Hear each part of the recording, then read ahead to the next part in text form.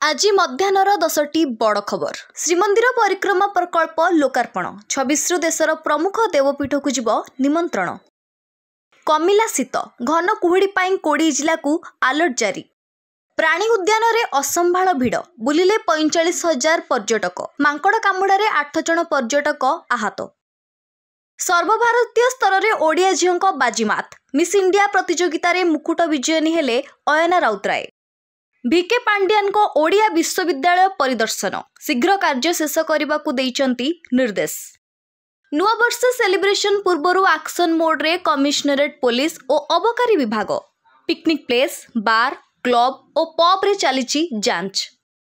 आज बड़ दिन रे उत्सव पालन पई सुरक्षा कड़ाकड़ी। भुवनेश्वर सबु चर्च आगे पुलिस मुतयन कर जाइछि।